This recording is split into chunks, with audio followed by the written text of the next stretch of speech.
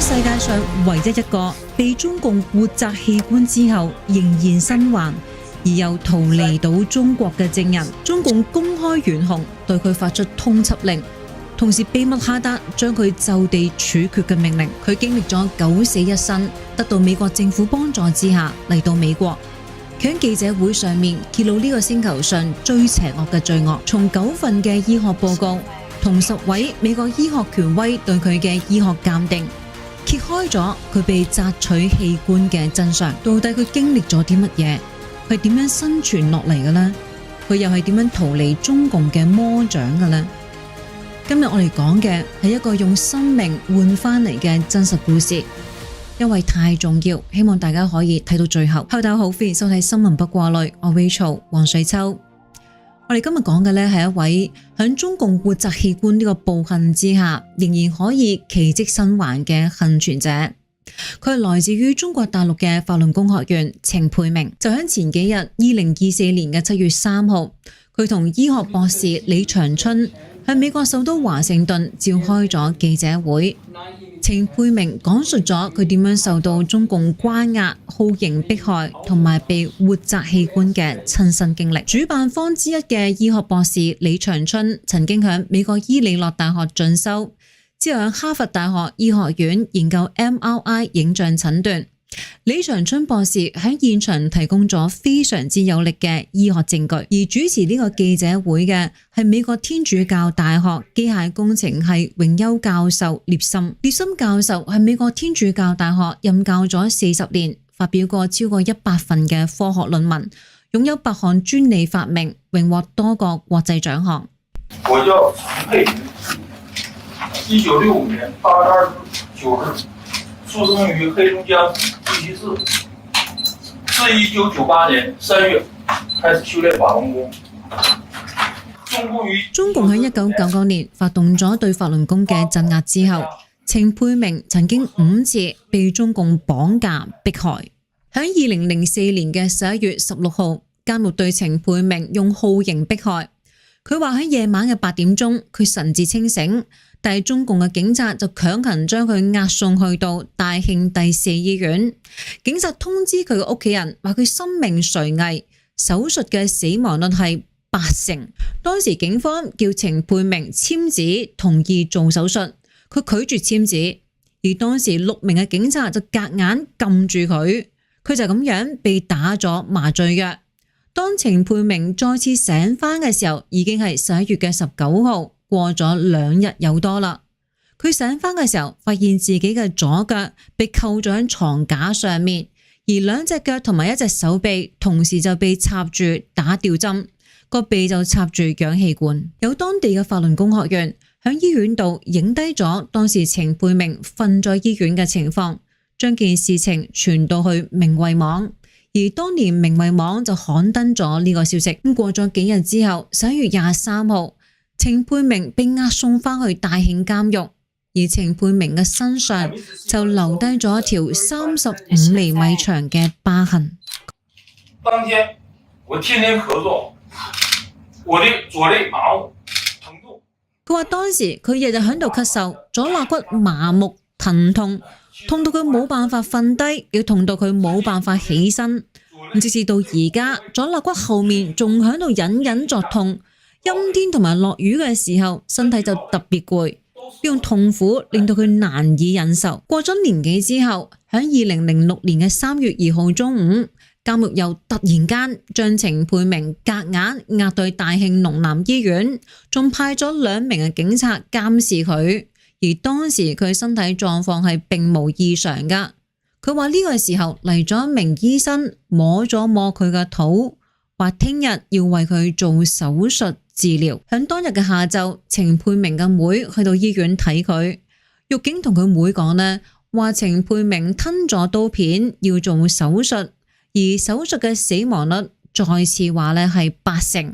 咁然後佢個妹就流住眼淚離開咗啦。當時程佩明有一種不祥嘅預兆。再過咗一陣，喺凌晨2點鐘左右，一名獄警喺度瞓緊覺，程佩明要去廁所，另一名嘅獄警就押佢出去走廊嘅廁所。咁返到房之後，看押佢嘅嗰個警察都瞓埋，呢個時候，程佩明就趁機逃離咗醫院。咁之後，中共公安就發動咗全城大搜捕，喺其他法輪功學員嘅幫助之下，程佩明逃離咗黑龍江省。中共公安部就懸紅5萬蚊人民幣下達咗 B 級通緝令。有人同佢講，叫佢快啲走，佢識得有人喺公安裏面做嘢，裏面已經下達咗秘密命令。無論佢係生嘅死嘅都要，唔得嘅話就地處決，翻嚟攞獎金。程佩明話，之後佢明慧網度見到其他法輪功學員被活摘器官嘅消息，佢諗翻佢醫院嗰陣時嘅經歷，佢就覺得好驚，不寒而慄。2015年，程佩明逃離咗中國。喺美國政府嘅人道營救之下，就包括咗時任嘅美國民主人權和勞工事務局助理國務卿 Robert Destro 嘅幫助之下，喺2020年嘅時候，程佩明去到咗美國，進行咗一系列嘅醫學檢查之後，確認咗佢部分嘅肝臟同埋部分嘅肺部被強行摘取咗。李長春博士講啊，喺過去3年裏面，程佩明就先後進行咗9次唔同嘅影像檢查，就包括咗3次嘅 CT 電腦掃描、3次超聲波檢查、2次嘅 X 光檢查同埋1次嘅 MRI 磁力共振。李長春博士講，9個醫生加埋佢，總共10個醫生，喺3年幾嘅時間裏面分析咗呢啲測試結果。咁專家裏面呢，就包括咗一位肝臟移植方面嘅專家，同埋一位肝膽外科專家。喺咁多位嘅醫生分析咗之後，確定咗程佩明嘅肝臟左葉被手術切除過，而程佩明喺一生人裏面只係做過唯一一次嘅手術，就係2004年11月嗰次嘅手術。而佢呢一種左肝葉切除手術，係同為兒科患者做嘅活體肝臟移植情況呢係吻合噶。當成年人捐肝臟俾成年人嘅時候呢，大部分係會捐右肝噶，因為右肝嘅面積比較大啊。咁如果成年人捐肝臟俾小朋友嘅話呢，就多數會捐較細嘅左肝。而家目前嚟講呢，外科手術都係將肝臟分為8段噶。從程佩明嘅 CT 電腦掃描見到啦，佢左肝嘅第2段同埋第3段缺失，而剩餘落嚟嘅第4段同埋右半肝就變得肥大。喺呢度咧就提到肝臟再生呢個概念啦，因為未必好多人知道噶。呢亦都點解咧？程佩明到今日仲可以出現喺大家面前嘅原因，肝臟喺切除咗之後咧，肝臟就會產生好多嘅激素，呢激素咧就有助於刺激肝臟裏面嘅細胞複製同埋增生。咁所以咧，肝臟切除咗之後，仲可以再生噶。咁通常喺3至6個月之內咧，就係生翻原本肝臟嘅80%左右噶啦。咁6個月之後咧，通常就唔係太過會再生噶啦。不過咧，再生嘅肝臟就唔會話切咗左邊咧就生左邊，切咗右邊咧就生右邊噶。切除咗之後，剩翻嘅肝臟咧就會好似吹氣球咁樣，慢慢咁變大噶。而肝臟嘅形狀咧，亦都會有所改變。李長春博士講咧，喺通常嘅情況之下，亞洲男性左半肝同埋右半肝嘅比例咧，大概係45% 對55%。但係程佩明喺而家嘅情況咧，佢左半肝同埋右半肝嘅比例係27% 對73%。喺程佩明嘅 CT 電腦掃描做嘅 3D 重建模型度，仲可以見到啊，切除左肝第2段同埋第3段之後，喺肝臟生成嘅疤痕組織。李長春博士講咧，通常啊，切除部分肝臟嘅時候，嗰個平坦嘅切口咧，會幾日之內生成一層疤痕組織出嚟噶。而因為肝臟切除咗部分之後，會6個月之內再生，咁程佩明剩翻嘅第4段肝臟就增生啦，擴大去到切口嘅位置，而導致疤痕組織被撐到分裂，變成而家見到嘅表面唔規則嘅情況啦。基於呢個原理咧，可以得出個結論就係話，造成佢肝臟呢種情況嘅原因，可以排除其他嘅可能性，譬如話肝硬化、纖維化或者慢性肝炎等等。造成佢而家肝臟呢種情況嘅唯一原因，只係得手術切除肝臟呢個原因。咁點解程佩明喺被強迫做手術活摘器官之後，被送翻去監獄度，而令到佢嘅機會第二次送到醫院嘅時候走甩咗呢？而乃至佢可以奇蹟咁樣生存到落嚟，喺記者會嘅台上面揭穿中共嘅罪惡呢？程佩明當時因為修煉法輪功，被中共非法判刑8年。佢當時個人完全就係中共嘅掌控之內。佢被強摘器官之後，送翻去中共嘅監獄裏面，再結合埋肝臟可以再生嘅原理。程佩明等於當時係被中共圈養響監獄裏面嘅器官公體，令到中共可以按需要殺人，需要嘅時候再攞佢嘅器官嚟用。咁所以到佢做完手術年幾之後，中共又再一次想將程佩明送到手術台上面。如果佢當時冇走甩到，後果係不堪設想噶。一個活證人走甩咗，所以中共要懸紅捉佢。而更加恐怖嘅係，程佩明身上嘅手術疤痕同一般肝臟移植嘅疤痕唔一樣。肝移植嘅手術傷口呢，一般會響胸腔下面腹部嘅位置開刀噶，而程佩明嘅刀口就好唔尋常噶，開向側邊肋骨嘅地方。列森教授話呢，醫生專家團隊有醫生分析認為啊，選擇咁樣開刀係因為可以睇清楚所有嘅器官。我覺得非常之恐怖。咁點解程佩明喺2020年到咗美國之後，而家先至召開記者會講出嚟呢？